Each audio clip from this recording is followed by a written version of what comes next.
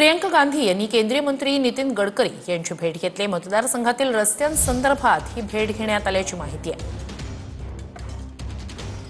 खासदार प्रियंका गांधी यांनी मतदारसंघातील रस्त्यांसंदर्भात केंद्रीय मंत्री नितीन गडकरी यांची भेट घेतली।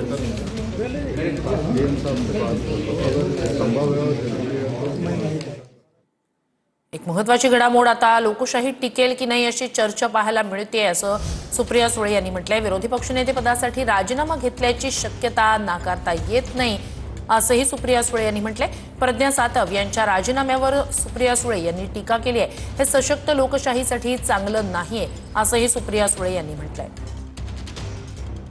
तुमच्या कुटुंबातले लोक आहेत, नक्की काय झालं किंवा त्यांनी हा निर्णय का घेतला ही माझ्यासाठी खूप आश्चर्याची गोष्ट आहे। ताई, अशी चर्चा आहे की विधान परिषदेमध्ये विरोधी पक्षाला, खास करून महाविकास आघाडीला आणि काँग्रेसला विरोधी पक्ष नेतेपद मिळू नये यासाठी प्रज्ञा सातव यांच्यावरती त्यांना राजीनामा द्यायला लावला असं शक्यता काही नाकारता येत नाही, कारण एक सशक्त लोकशाही असावी आणि त्याच्यासाठी एक विरोधक हा असलाच पाहिजे।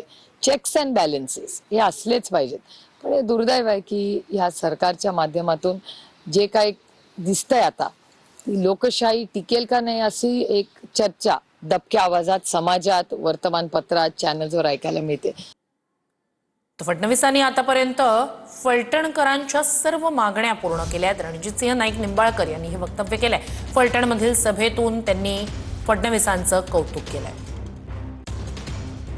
भगवान देता है छप्पर फाड़के आणि देवा भाऊ जब देता है तो आबाळ फाडके अशी आमची परिस्थिती झाली। फलटणला जे जे मागितलं ते सगळं आपल्याला आमच्या मनामध्ये कायम, फलटणकरांच्या मनामध्ये आम्ही कायम मागं चाललो होतो। 30 वर्षाची फलटणची तुम्ही रस्ते येताना बघितले साहेब।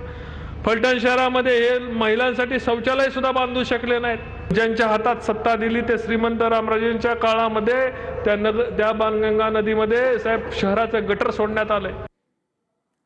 शिंदेच्या शिवसेनेच्या नेत्या ज्योती वाघमारे यांच्याकडून सुषमा अंधारे यांचा शूर्पणखा असा उल्लेख करण्यात आलाय।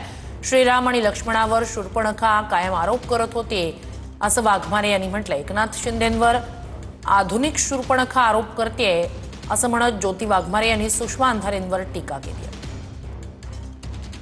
रामायणात सुद्धा अशीच एक शूर्पणखा होती की जी राम आणि लक्ष्मणांच्या वरती आरोप करत होती। आज अशाच काही शूर्पणखा या फक्त स्वतःवरती कॅमेराचा फोकस ठेवण्यासाठी अत्यंत धादांत खोटे आरोप या ठिकाणी करत आहेत। माननीय उपमुख्यमंत्री एकनाथजी शिंदे साहेब यांना फक्त निवडणुकीच्या तोंडावरती काहीतरी आरोपांची राळ उठवायची आणि बदनामी करायची आहे। अशा गोष्टी करणाऱ्यांना महाराष्ट्राची जनता भीक घालणार नाही आणि मला त्यांना एवढंच सांगायचंय की बदनामी करने का हक है तुम्हें, क्योंकि बराबरी करने की औकात नहीं है तुम्हारी।